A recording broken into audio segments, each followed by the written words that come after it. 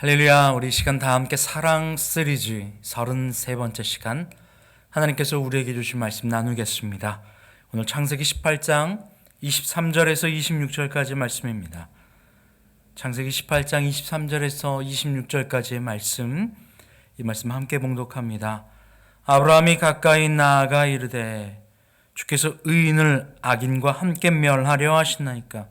그 성중에 의인 50명이 있을지라도 주께서 그곳을 멸하시고 그 50인을 위하여 용서하지 아니하시리이까. 주께서 이같이 하사 의인을 악인과 함께 죽이심은 부당하오며 의인과 악인을 같이 하심도 부당하니이다.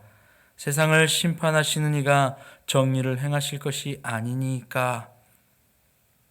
여호와께서 이르시되 내가 만일 소돔 성읍 가운데서 의인 50명을 찾으면 그들을 위하여 온 지역을 용서하리라. 아멘. 할렐루야. 하나님께서는 우리를 하나님의 자녀로 부르셨습니다. 예수 그분을 통하여서 우리를 죄 가운데 빠져서 죽을 수밖에 없고 허덕이는 우리를 그냥 내버려 두지 않으시고 예수 그리스도 자신의 독생자를 통하여서 우리를 구원하여 주십니다. 그리고 자녀가 되는 권세를 주시는 거예요. 여러분, 이것이 놀라운 일입니다. 왜냐하면 우리는 다 죄 가운데 빠져 있었거든요. 의인은 없대. 단 한 명도 의인이 없습니다. 의인이 없어요. 성경은 의인이 없대요. 한 명도 의인이 없다고 이야기를 합니다. 오늘 말씀해 보면요, 의인이 없는데 하나님께서 이 소돔과 고모라라고 하는 이 성에 죄악이 가득함을 보시고 하나님께서 그 땅을 멸할 것을 이야기하십니다. 그 땅에 누가 살고 있습니까? 조카 롯이 살고 있습니다. 그 땅을 멸하시기로 하나님이 결정하시고 아브라함에게 말씀하신 거예요. 그곳 가운데 데리고 갔습니다. 그래서 아브라함이 하나님 앞에 이렇게 제안을 하는 거예요. 혹시 그곳 가운데 50인의 의인이 있거든. 그 의인과 악인을 함께 멸하는 것이 부당하지 않습니까? 의인이신 하나님께서, 공의의 하나님께서 어찌 그리 행하실 수 있단 말입니까? 라고 오늘 제안을 합니다. 그러자 하나님께서 뭐라고 하시냐면 26절 말씀에 여호와께서 이르시되 내가 만일 소돔 성읍 가운데서 의인 50명을 찾으면 그들을 위하여 온 지역을 용서하리라. 아주 유명한 스토리입니다. 소돔과 고모라, 바로 여기에서 멸망당한 소돔과 고모라 성 말입니다. 아브라함이 먼저 제안을 하는 거죠. 의인 50명만 찾기를. 그런데 하나님께서 그 제안에 허락하십니다. 그런데 아브라함이 이 제안에서 멈추는 게 아니에요. 저희가 읽진 않았지만 오늘 이 창세기 18장 뒤로 계속해서 아브라함이 하나님과 딜을 합니다. 하나님, 혹시 40명은요? 혹시 하나님 정말 죄송한데 30명은요? 하나님 정말 죄송합니다. 20명은요? 진짜 이번에는 내가 마지막으로 말씀드리는데 10명은요? 이러면서 아브라함이 계속 제안을 해요.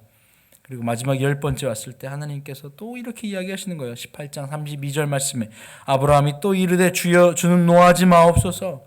내가 이번만 더 아뢰리이다. 거기서 10명을 찾으시면 어찌하려 하시나이까. 이르시되 내가 10명으로 말미암아 멸하지 아니하리라. 내가 10명으로 말미암아 멸하지 아니하리라.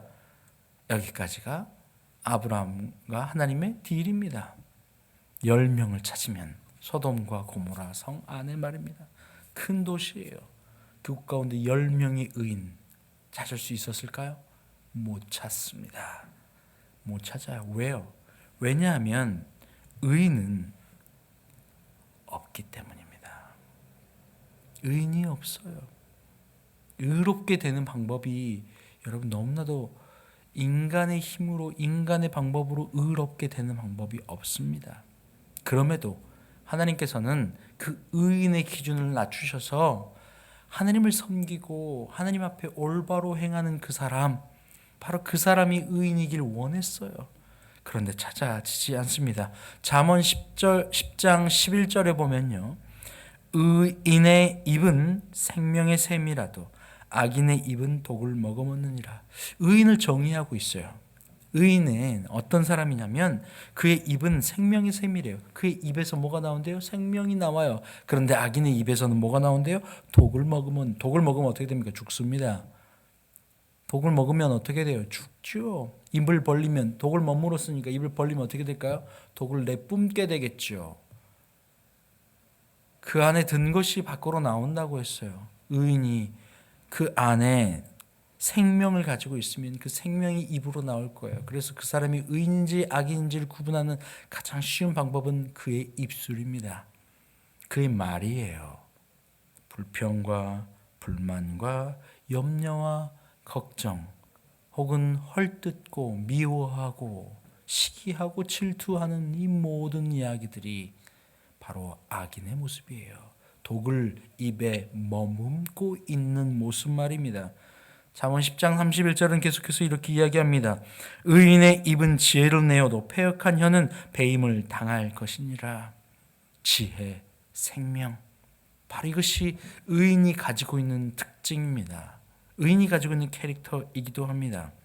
그런데 그 의인은 진짜 의인인지 진짜 아닌지를 언제 알 수 있다고 지난주에 말씀을 드렸습니까? 지난주에 기억나십니까? 믿음이 언제 드러나요? 언제 말이에요?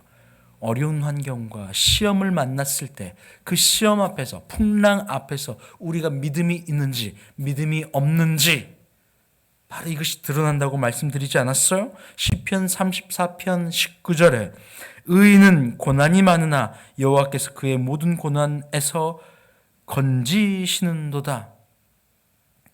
고난을 만났어요. 의인은 고난이 많대요. 의인은 어떤 사람이에요? 그래서 의인은 어떤 사람이에요? 우리는 오늘 이 의인이 어떤 사람인지를 알기를 원합니다. 아브라함이 의인 50명만 찾길, 의인 40명, 30명, 20명, 10명, 이 10명 찾으면 하나님 제발 그 땅을 멸하지 말아주세요. 악인들이 많더라도 이 의인들을 통해서 그들이 변화될 수 있고 또 의인과 악인을 함께 멸하는 것이 하나님이 좋지 않잖아요 라고 하나님께 딜을 했어요. 그렇다면 그 의인이 누굽니까 도대체? 의인이 어떤 사람이에요? 오늘 잠언에서는 뭐라고 그랬다고 그랬어요? 의인의 입술에는 뭐가 있어요? 생명이, 악인의 입술은 독을 머물었대요. 그리고 그 악인의 혀는 배임을 당한대요. 의인의 입은 지혜를 낸대요. 그런데 이 말과 매우 연결되어 있습니다. 그래서 그 말을 어떻게 하느냐? 염려와 걱정과 근심 안에서 고난 만났을 때 어떠한 반응을 내느냐가 매우 중요한 거예요. 다시 한번 시편 34편 19절 말씀에 의인은 고난이 많으나 여호와께서 그의 모든 고난에서 건지시는도다. 의인은 고난을 당한대요. 고난을 맞닥뜨린대요. 꼭 의인에게만 있겠습니까? 악인에게도 물론 고난이 있지요. 그런데 악인은 고난이나 아니나 언제나 그 입에 뭘 머금고 있대요? 독을 머물고 있대요. 그러니 고난의 때나 그렇지 않을 때나 똑같아요. 볼 것도 없다는 거예요. 그런데 의인에게 닥친 고난은요, 그가 의인인지 아닌지가 드러나는 거예요. 의인인데 누가 해결한대요?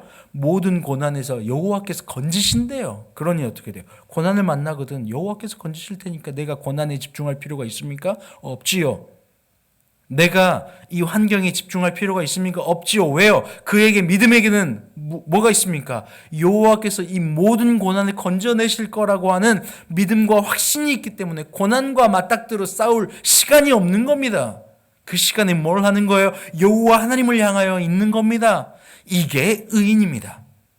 여호와 하나님을 향하여 있는 자, 여호와 하나님과 함께 있는 자, 여호와 하나님을 구하는 자, 그래서 고난을 만났지만 그 고난과 상대하고 있을 여력도 생각도 없는 자. 왜요? 그 고난은 여호와 하나님께서 알아서 해결하실 것이니까, 여호와 하나님의 방법대로 해결하실 것이니까 그 고난은 내가 집중하지 않아도 된다는 거예요. 그러니 내 입술에 뭐가 있습니까? 생명이 있고 지혜가 있는 거죠. 불평하고 불만하고 염려하고 근심하고 걱정하고 상대방을 미워하고 시기하고 질투할 이유가 하나도 없는 겁니다. 왜요? 이 고난은 여호와께서 책임지시는 거니까. 모든 순간을 말입니다. 그러니 그 의인의 기준은 어디에 부합됩니까? 염려할 환경과 고난을 만났을 때 의인인지 아닌지가 드러나는 거예요. 그의 입술에 무엇이 나오는지가 중요하다는 사실입니다. 그래서 의인은 고난을 만났을 때도 오히려 그의 입술에 생명이 뿜어져 나오는 겁니다. 할렐루야. 이게 믿음입니다. 그렇다면 그 의인은 어떻게 될 수 있을까요? 어떻게 하면 우리 입술에서 생명이 나오고 어떻게 하면 우리 입술에서 지혜를 낼 수 있을까요? 그 이유는, 그 방법은 갈라디아서 2장 16절 이하 말씀에 있습니다. 사람이 의롭게 되는 것은 율법의 행위로 말미암음이 아니요 오직 예수 그리스도를 믿음으로 말미암은 줄 알므로 우리도 그리스도 예수를 믿나니 이는 우리가 율법의 행위로서가 아니고 그리스도를 믿음으로써 의롭다 함을 얻으려 함이라. 율법의 행위로서는 의롭다 함을 얻을 육체가 없느니라. 할렐루야. 간단하죠. 율법의 행위로 의롭게 되기를 원해서 내 입을 쥐어짜고 내 마음을 쥐어짜고 의롭게 행하기 위해서 내가 행위를 열심히 노력하는 내 수많은 노력들에게 내가 의롭게 되는 것이 아니라는 거예요. 그러니 내 노력으로 의롭게 되려고 했던 사람들은 너무나도 힘들고 어려울 거예요. 왜냐하면 이 사람 눈치 봐야지, 환경 봐야지, 나 봐야지, 뭐 봐야지. 이 모든 환경과 사람들의 눈치 안에서 내가 의롭다함을 받기 위해서 얼마나 애쓰고 수고하려고 노력하고 또 노력하고 또 노력하고 노력해요. 그런데 결국에는 무엇이 있습니까? 노력해도 안 된다는 것을 깨닫게 되죠. 왜요? 결국 이 마음에서 그리스도 예수가 채워지지 않느니 말이에요. 그래서 하나님은 우리에게 이렇게 얘기하는 의인 너의 힘으로 되지 않아. 의인 너의 힘으로 되지 않아. 그래서 하나님이 그 아브라함의 제안을 다 알고 계셨던 거예요. 왜요? 없다고요. 왜요? 의인은 어떤 사람이냐면 바르게 사는 사람이 아니에요. 율법을 잘 지켜 행하는 사람이 아니에요. 하나님 아버지를 경외하고 그분을 나의 구주로 모시고 그분만이 모든 것이라고 내 삶의 염려와 고난과 어려운 순간을 만나도 하나님께서 해결해 주실 것이라고 하는 하나님을 향한 간절한 믿음과 그분 안에서 온전케 되어지는 그 믿음이 있기 때문에, 그러니 하나님이 모를 수가 있습니까? 믿음이 있는지 없는지를? 의인인지 아닌지를 알 수 있나요? 왜요? 하나님만이 의이잖아요. 의롭게 되는 방법은 다른 게 아닙니다. 오직 예수 그리스도를 믿음으로써. 의인은 변하지 않는 기준입니다. 공의예요. 언제나 선입니다.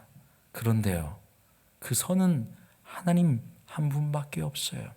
그러니 예수 그리스도를 통하여 그분 안에 내가 받아들이고 그분이 내 안에 살아계실 때에만 내가 뭐가 돼요? 그분으로 말미암아 나는 없고 주가 있고, 나는 없고 그분이 빛나고, 나는 이제 없고 나는 죽고 그분이 내 안에 살아나심으로 내가 의롭다 함을 칭함을 받게 되는 거예요. 이게 믿음이지요. 그니 나는 없습니다. 주님, 나는 죽었습니다. 주님, 내 의지는 없습니다. 내 말은 없습니다. 내 욕심도 없습니다. 내 구할 것도 없습니다. 오직 예수 그리스도만이 있습니다. 라고 주님 앞에 나를 포기하고 두 손 든 사람, 이 사람이 믿음의 사람이고 이 사람이 그리스도 예수를 내 안에 믿음으로 받아들인 사람이죠. 갈라디아서 3장 11절 말씀에 또 이렇게 이야기합니다. 또 하나님 앞에서 아무도 율법으로 말미암아 의롭게 되지 못할 것이 분명하니 이는 의인은 믿음으로 살리라 하였음이라. 의인은 오직 뭘로 산다요? 믿음으로. 누구를? 예수 그리스도를 내 안에 구주로 믿는 거예요. 주 예수를 믿는 겁니다. 주 예수를 믿는 거예요. 예수를 믿어요. 여러분 착각하지 마세요. 예수를 믿는데, 예수를 믿는 게, 여기서 말하는 예수를 믿는 게 그냥 믿는 게 아닙니다. 주 예수 그리스도를 믿는 거예요. 그분이 나의 그리스도고 그분이 나의 주님으로 믿는 거예요. 내가 여전히 주인이고 그분이 내 원함과 내 요구와 내 갈망과 내 욕심과 내가 원하는 것을 이루어주는 존재로 믿는 게 아니에요. 그분은 나의 주로 믿는 겁니다. 주 예수 그리스도로 믿을 때에 비로소 우리는 그분으로 말미암아 의롭게 되는 거예요. 왜요? 그분이 의롭기 때문에. 할렐루야. 그러니까 믿음은 무엇입니까? 믿음의 시간이 점점 깊어지면 깊어질수록 믿음으로 살아가는 해가 점점 늘어나면 늘어날수록 나는 점점 사라지는 거예요. 그래서 내 욕구와 내 욕심과 내 욕망과 내 원과 하는 점점 사라지고 그분이 내 안에서 살아계시는 거죠. 그러니 믿음이 깊어가면 깊어갈수록 점점 더 얼굴은 밝아지고 점점 더 나의 뜻이 아니라 그분의 뜻으로 살아가는 거예요. 그런데 신기하게도 많은 교회 안에 신앙생활을 오래 하면 할수록 오히려 내 욕심과 내 고집과 내 아집이 잔뜩 있는 걸 봐요. 나가 죽지 않으니까 믿음과는 상관없는 거죠. 믿음은 내가 죽어가는 거예요. 그래서 의인인 방법은 주 예수를 내가 믿는 것이고 주 예수가 믿어질 때에 내가 의롭다 칭함을 받는 거예요. 왜요? 내가 사라지고 그분만이 드러나니까. 이게 믿음의 방향성입니다, 여러분. 우리가 무언가를 해서 무언가를 이루어서 그분께 드릴 수 있다고 우리가 생각한다면 그거는 크나큰 착각이에요. 하나님은 이미 예수 그리스도를 통하여 다 이루셨어요. 예수 그리스도 십자가상에서 뭐라고 하십니까? 다 이루었다. 다 이루어졌어요. 사망도 이기셨고 구원으로 가는 길도 열어주셨어요. 이제 다 이루어졌기 때문에 우리의 책임으로는 뭐가 있어요? 예수 그리스도 나의 주로 믿기만 하면 돼요. 다 이루어 놓으셨어요. 그런데 우리는 뭔가를 이루어가지고 의로, 율법으로 내가 뭔가를 행위를 통해서 의롭다, 잘했다, 칭찬받기를 원해요. 아니요, 여러분 이거 다 버리셔야 돼요. 아무 의미 없습니다. 하느님 앞에서 우리가 드러낼 공로가 어디 있어요? 아무것도 없어요. 아무것도 없습니다. 주님 앞에 드러났을 때 다 불에 태워져 남는 게 아무것도 없게 돼요. 뭐가 남습니까? 우리 안에 의롭다 칭할 수 있는 유일한 단어 예수 그리스도만 남아야 해요. 이게 믿음입니다. 하나님 앞에 갈 때 점검받는 것도 이것 하나입니다. 하나예요, 여러분. 그런데 율법이 의가 드러나면 어떻게 됩니까? 에스겔 16장 51절 말씀에 이스라엘에게 이렇게 이야기하시는 하나님의 말씀을 듣습니다. 사마리아는 내 죄의 절반도 범하지 아니하였느니라. 내가 그들보다 가증한 일을 심히 행하였으므로 내 모든 가증한 행위로 내 형과 아우를 의롭게 하였느니라. 무슨 의미예요? 이스라엘 백성들이 생각할 사마리아가 죄인이라고 생각했죠. 내 의가 훌륭하다고 생각했어요. 그런데 그렇지 않대요. 하나님 보실 때는요, 너희가 더 가증하다라는 거예요. 내 의와 내 율법으로 그럴듯하게 뭔가 의롭다라고 칭함을 받기 위해서 노력하고 애쓰는 그것이 하나님 보실 때 결코 의롭지 않다는 거죠. 왜요? 내가 하려고 하니까 내가 살아나야 되잖아요. 내가 드러나야 되잖아요. 내 힘과 내 의지가 더 강강해져야 되잖아요. 그런데 하나님이 의가 드러나기 방법은 내가 더 강해지고 강강으로 가는 게 아니라 내가 약으로 가는 거예요. 내가 약으로 가서 점점 없어지고 사라질 때에 내 행위가 죽고 내가 다 사라지고 아무것도 남지 않았을 때에 내 안에 그리스도 예수께서 의롭다 하심을 칭함을 받는 겁니다. 여러분, 아브라함이 그 멸망당할 소돔과 고모라 땅에서 의인을 찾기를 원했어요. 그런데 결국 그 땅은 멸망당합니다. 여러분, 오늘 이 땅에 하나님께서 찾기를 원하시는 의인이 있어요. 그 의인은 의롭게 행하기 위해서 내가 살아있는 내가 아니라 예수 그리스도를 사랑해서 내가 죽어 그분이 내 안에 충만함으로 말미암아 그분으로 말미암아 그리스도 예수로 말미암아 의롭다 칭함을 받는 사람이에요. 할렐루야. 여러분이 바로 하나님께서 기다리시고 찾으시고 또 그 사람으로 통하여서 이 땅을 아직 멸하지 않는 그 의인의 주인공이 되시기를 주의 이름으로 축원합니다. 이렇게 기도할게요. 하나님 감사합니다. 하나님, 우리는 의롭지 않습니다. 우리는 죄인입니다. 그래서 우리는 그리스도 예수의 그 크신 은혜와 긍휼이 필요합니다. 그 긍휼과 그 사랑을 받았기에 우리는 이제 죄인이 아닌 바로 의인이라 칭함을 받게 되었습니다. 이것이 은혜기에 우리가 믿음이 생긴 이후로 죽을 때까지 주님 앞에 가는 그 순간까지 매일매일 우리를 더욱더 쳐서 복종시켜 점점 우리가 사라져 가는, 그래서 그리스도 예수께서 우리 안에 왕노릇 할 수 있는 그러한 우리가 되게 하여 주시옵소서. 감사하며 예수님의 이름으로 기도합니다. 아멘.